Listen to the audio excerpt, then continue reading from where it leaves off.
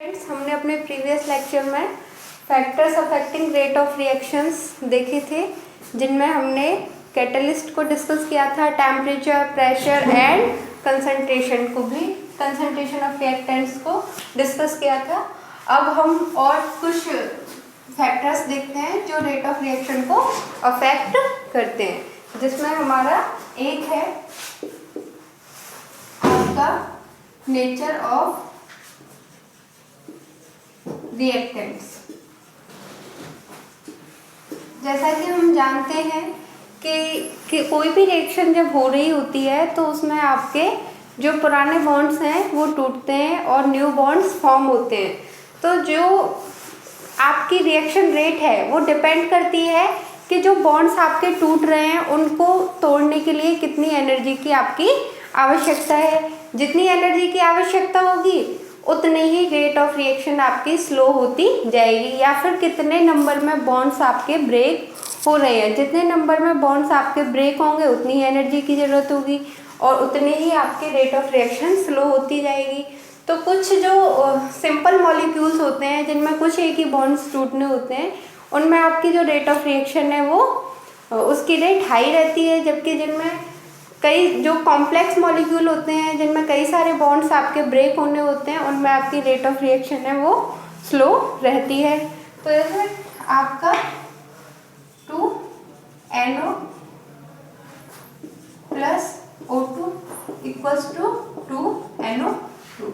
तो यहाँ पे जो आपका नाइट्रोजन ऑक्साइड है, ठीक, इसमें आपके 3 बॉन्ड्स होते हैं और वो 3 बॉन्ड्स ब्रेक होके आपके 2NO2 का मॉलिक्यूल बनता है और एक आपका CH4 plus O2 CO2 plus H2O।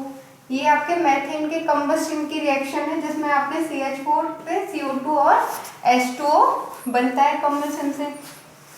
तो इसकी जो रेट है वो R1 और इसकी रेट R2। तो आपकी जो R1 है वो ऑलवेज ग्रेटर होगी R2 से, जस्ट बिकॉज इसमें आपके सिंपल बॉन्ड्स टूटने होते हैं और इसमें आपके 4 बॉन्ड्स आपके ब्रेक होते हैं और ये आपका कॉम्प्लेक्स मॉलिक्यूल है, ये आपका सिंपल मॉलिक्यूल है। तो इसमें जो रेट है फर्स्ट रिएक्शन की आपकी सेकंड रिएक्शन से ज़्यादा आपको प्राप्त होती है।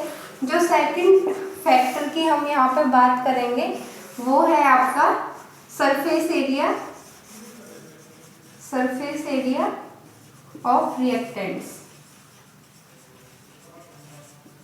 तो आपकी जो सरफेस एरिया है, या फिर इसको ऐसे भी कह सकते हैं कि अगर कोई हेट्रोजीनियस रिएक्शन है,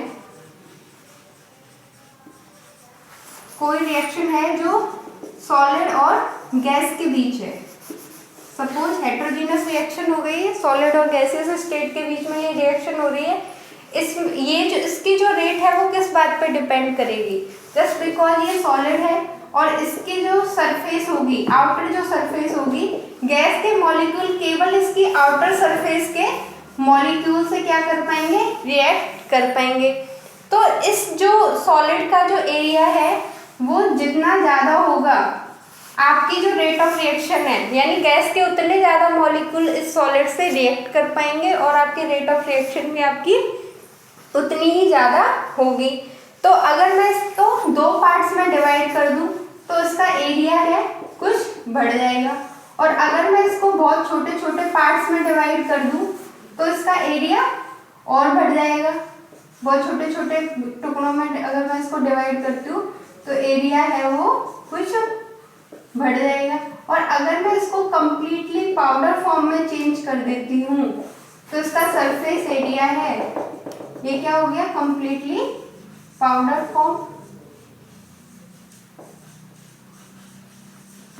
फॉर्म में अगर मैं इसको कन्वर्ट करती हूँ तो इसका सरफेस एरिया क्या हो जाएगा, मैक्सिमम, सरफेस एरिया मैक्सिमम हो जाएगा। यहाँ पे देखें तो केवल सरफेस एरिया कम था, इसलिए कम ही गैस के मॉलिक्यूल इस सॉलिड के आउटर सरफेस के मॉलिक्यूल से रिएक्ट कर पा रहे थे। जब इसको 2 टुकड़ों में डिवाइड किया तो कुछ ज़्यादा मॉलिक्यूल गैस के इसके सरफेस के जो मॉलिक्यूल्स हैं उनसे रिएक्ट कर पाएंगे, और छोटे टुकड़ों में डिवाइड करने पे सरफेस एरिया और इंक्रीज हो जाएगा और कम्प्लीटली अगर उसको पाउडर्ड फॉर्म में कर देते हैं तो सरफेस एरिया आपका मैक्सिमम हो जाएगा। मैक्सिमम गैस के मॉलिक्यूल सॉलिड मॉलिक्यूल्स के साथ कांटेक्ट में आएंगे, रिएक्ट कर पाएंगे और आपकी जो रेट ऑफ रिएक्शन है वो हाई होगी। जो थर्ड है आपका वो है nature of the solvent. Nature of the solvent और मीडियम, यानी जिस मीडियम में रिएक्शन को कंप्लीट करवाया जा रहा है उसका जो नेचर है वो भी आपके रेट ऑफ रिएक्शन को अफेक्ट करता है। जैसे बात करें कुछ रिएक्शन आपकी आयनिक रिएक्शंस होती हैं। Ionic reaction AgCl plus HNO3 AgNO3 plus HCl, ये आपकी आयनिक रिएक्शन है। तो जो आपकी आयनिक रिएक्शंस होती हैं वो आयनिक मीडिया में ही, आयनिक मीडिया में उनकी रेट क्या रहती है,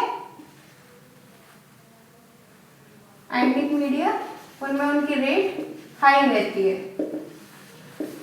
जबकि कुछ जो आपकी आयनिक रिएक्शन जो नॉन आयनिक रिएक्शंस होती हैं उनकी जो रेट है वो आयनिक मीडिया में क्या रहती है, आपकी स्लो रहती है। यानी कि जो आपकी ध्रुवीय जो अभिक्रियाएं होती है, आयनिक रिएक्शंस होती हैं, वो आपके आयनिक मीडिया में तेजी से होती हैं जबकि नॉन आयनिक में वो स्लो होती हैं। कुछ जो आपकी ऑर्गेनिक रिएक्शंस होती हैं जो नॉन आयनिक होती हैं वो आपके नॉन आयनिक सॉल्वेंट्स, जो आपके ऑर्गेनिक सॉल्वेंट्स हैं उनमें तेजी से होती हैं। तो जो रिएक्शन मीडिया है वो भी आपका रिएक्शन रेट को इफेक्ट करता है।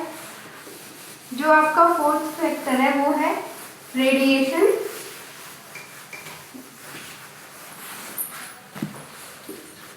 रेडिएशन, तो रेडिएशन का इफेक्ट भी कुछ रिएक्शंस पे पड़ता है।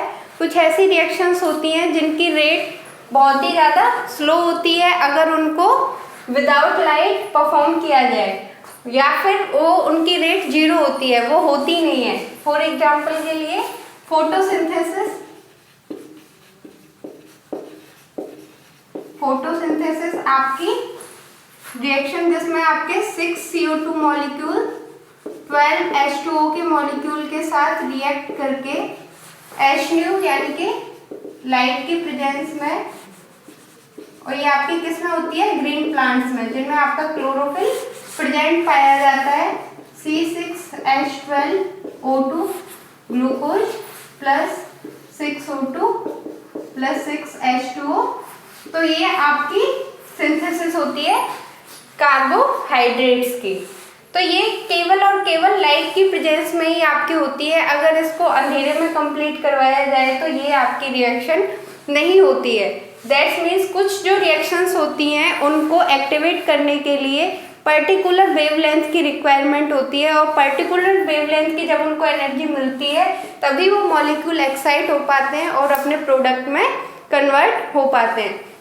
अगर वो पर्टिकुलर वेवलेंथ की लाइट ना मिले तो फिर वो रिएक्शन आपकी कंप्लीट नहीं हो पाती, क्योंकि मॉलिक्यूल एक्साइट नहीं हो पाते हैं। तो ये कुछ आपके फैक्टर्स थे जो आपकी रेट ऑफ रिएक्शन को अफेक्ट करते हैं। Thank you.